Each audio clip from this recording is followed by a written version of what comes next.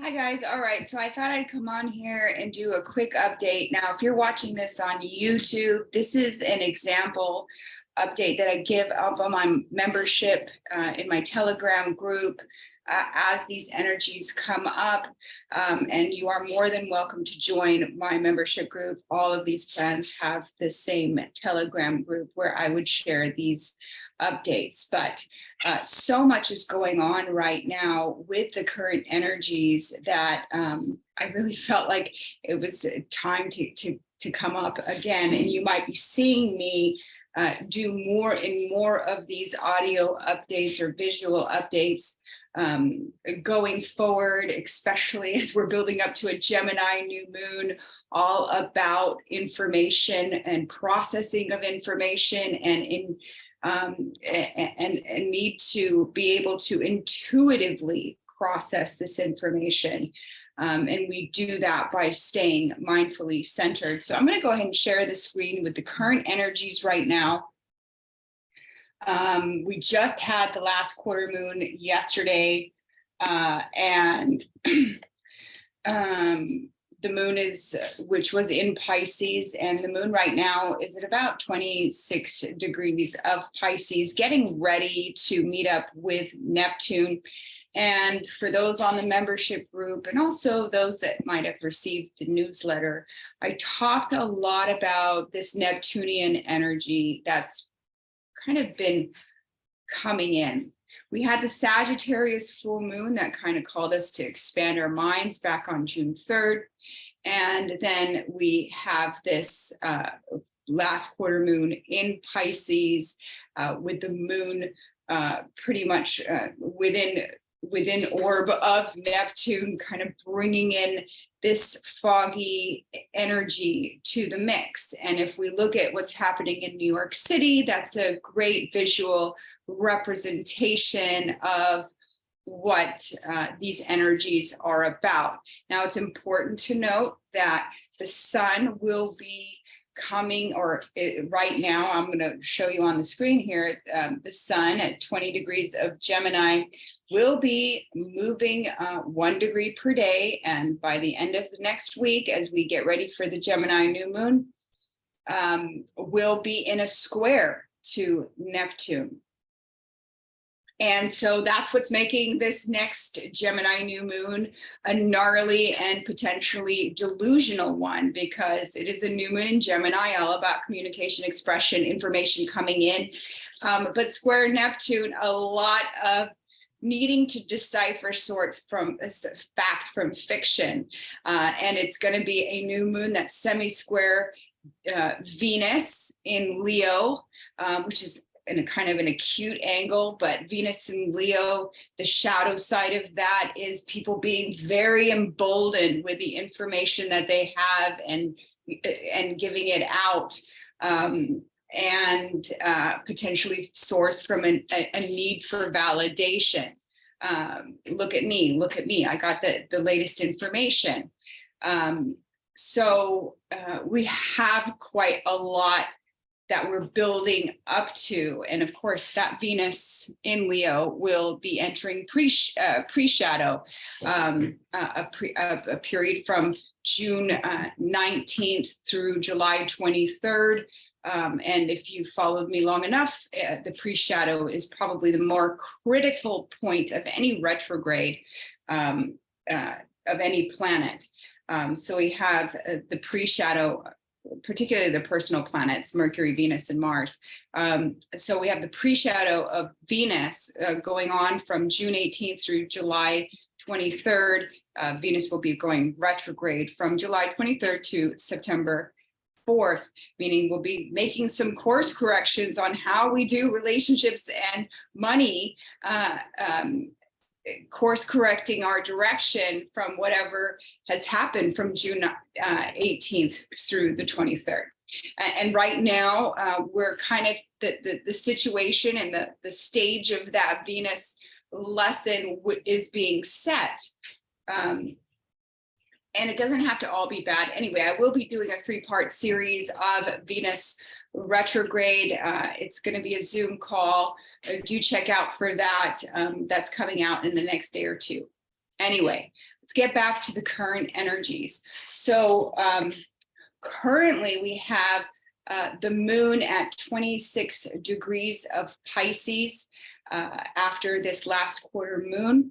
And over the next 6 or 7 hours or so, that moon will be coming not only into conjunction with Neptune, amplifying this kind of hazy energy, but also making a sesqui-square with Mars, which is already in a sesqui-square with Neptune, kind of calling for a go with the flow approach to things. Remember power versus force dynamics. Don't try to push things too far.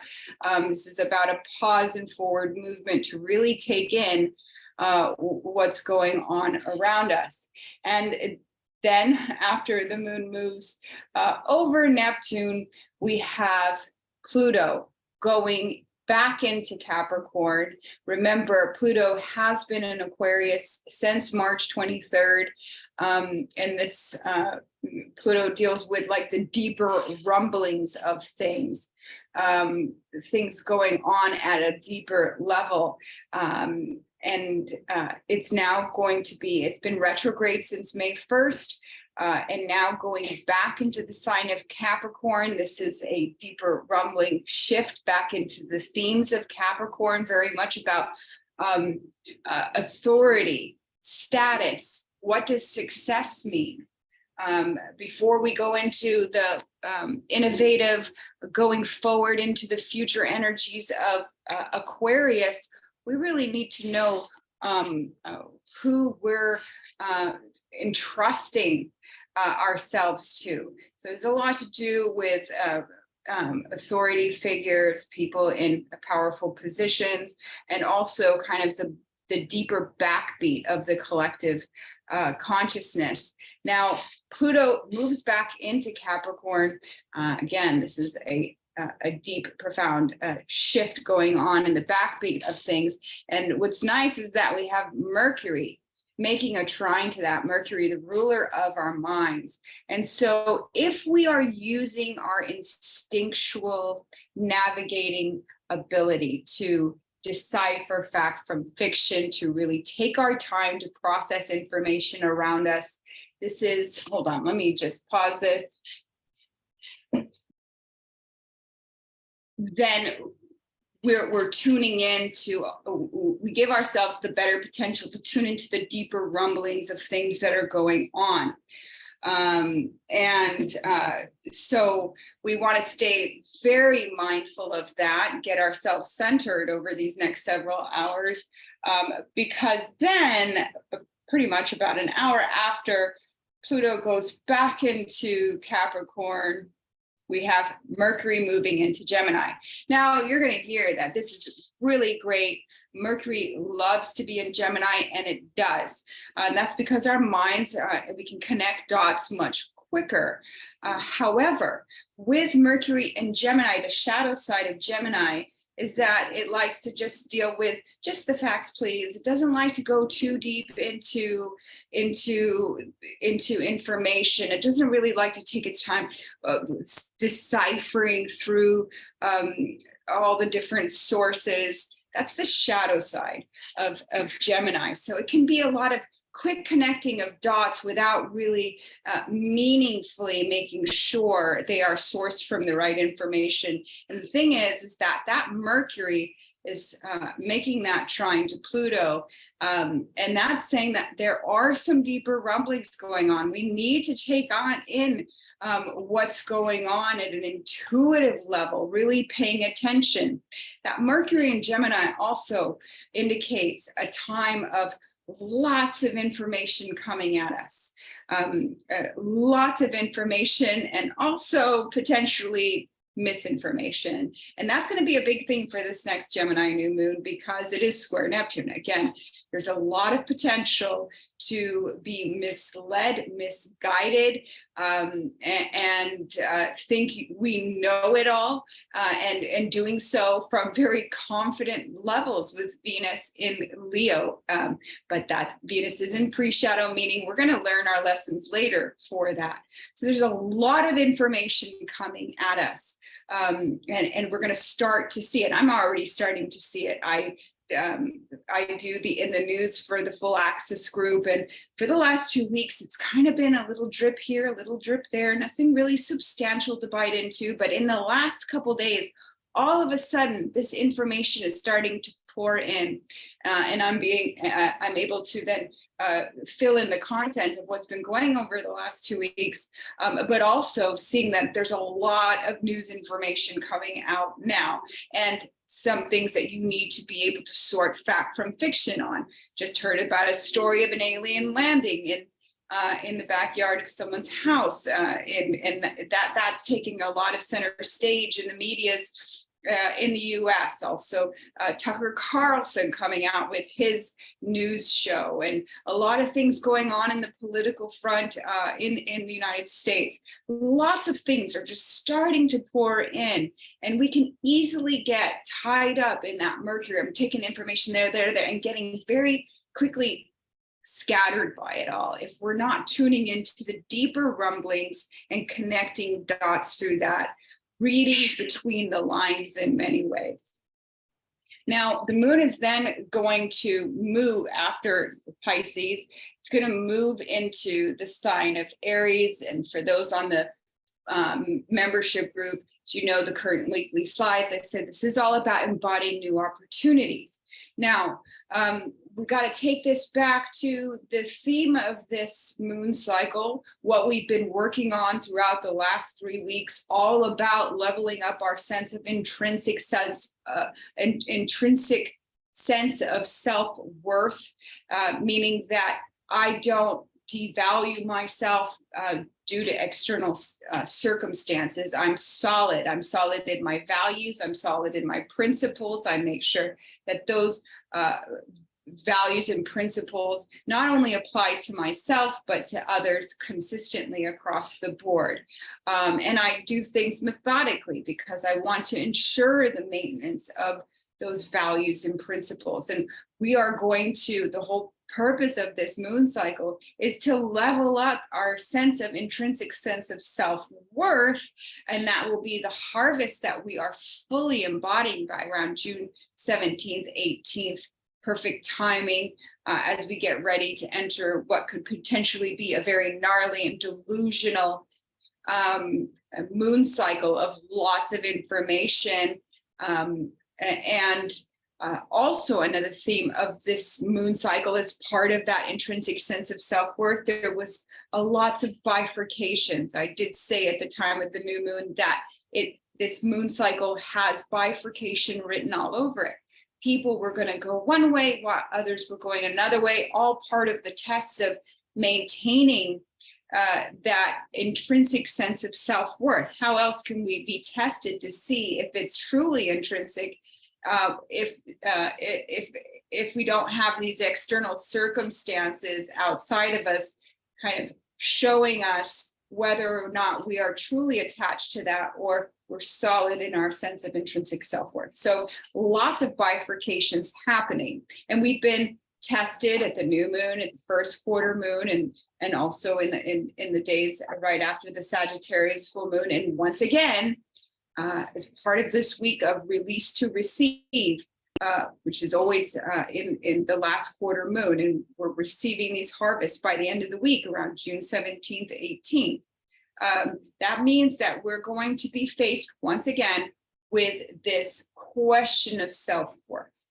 And it could potentially be called into question due to circumstances and situations that are around us, and people going one way and others going another way. And I think a big part of that starts to really show itself with the moon's pass through Aries, which is all about embodying new opportunities.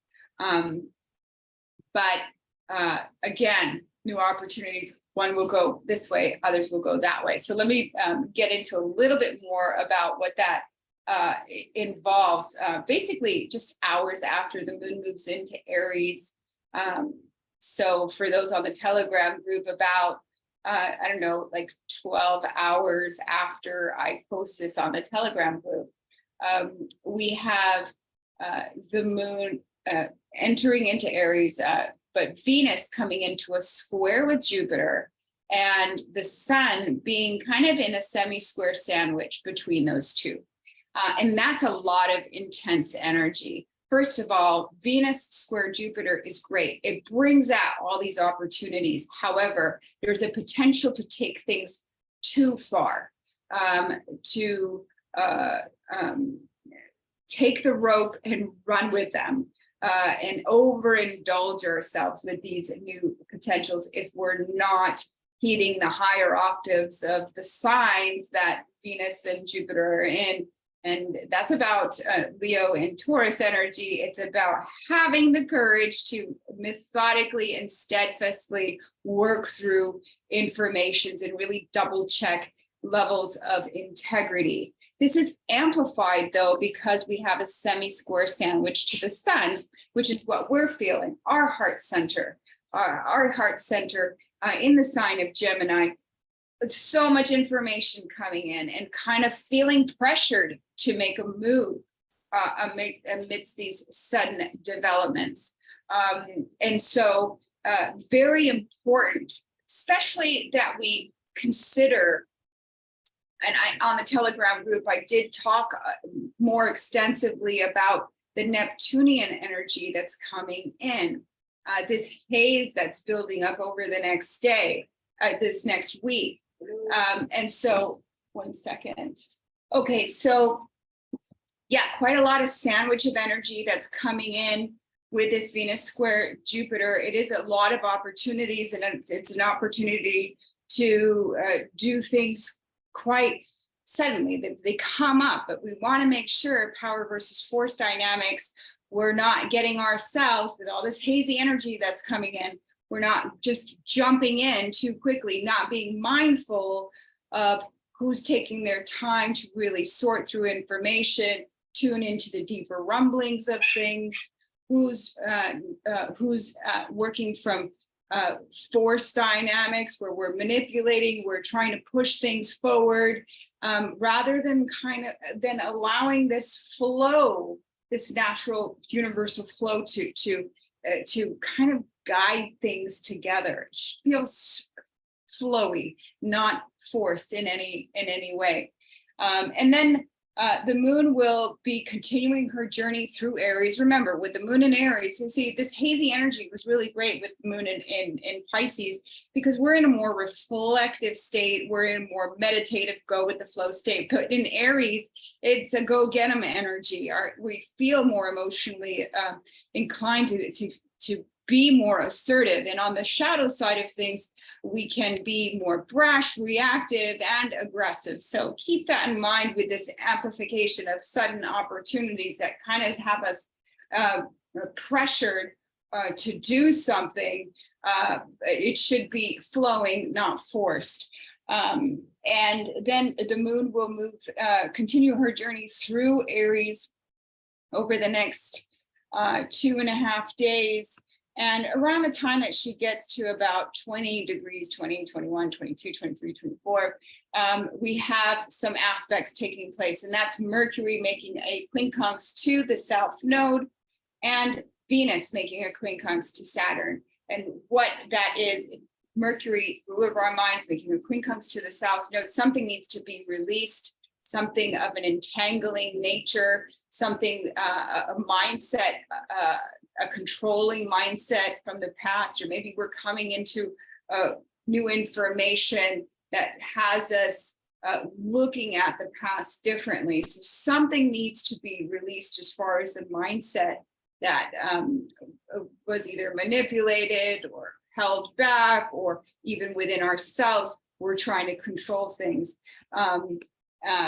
And Venus making a quincunx to Saturn, it could come in the way of relationship dynamics. There's some sort of restructuring that needs to happen with relationship dynamics, a relationship and money dynamics exactly at that time that Mercury is quincunx that south node. And this is where I'm talking about the bifurcations, that this is where we've been experiencing bifurcations each of the last 3 weeks. This is this week's bifurcation as part of the last week of release to receive.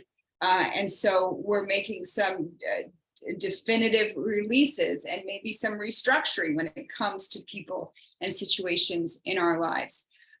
So it is, this moon's pass through Aries is a time to embody new opportunities for sure. We're going to see the contrast of who's in power versus force dynamics, who's doing their due diligence when it comes to taking in information. And there's a lot of information coming in. And there's some needed restructuring that needs to take place in order for us to start to embody or ground in this greater sense of intrinsic sense of self-worth that is giving us greater senses of stability, which is going to better position us for this Gemini new moon that's coming up in a week's time on June 18th. Which, as I said, has the potential to be quite gnarly and delusional, or inspiring and empowering. This upcoming Venus retrograde does not necessarily need to be a bad one as long as we're staying mindful. In fact, it can be one that will greatly leveling up our sense of self-worth and passion and courage as well. So quite a lot happening. Now, I will be coming out, like I said, with a 3-part series on this upcoming Venus retrograde, again, tying in with a lot of what I just talked about on this in this video update. So do look out for that. It's going to be free of charge for those on my full access group. It's already part of the benefits of that. But if you're not on the full access group, it will be a $15 webinar report. It will be on Zoom, and there will be 3 calls, one for the pre-shadow, one for the retrograde period, and one for the post-shadow period as well. And I'm calling it Don't Trip, Elevate, because there is quite a significant choice point as it relates to that. All right, that's what I have, and I will say bye for now.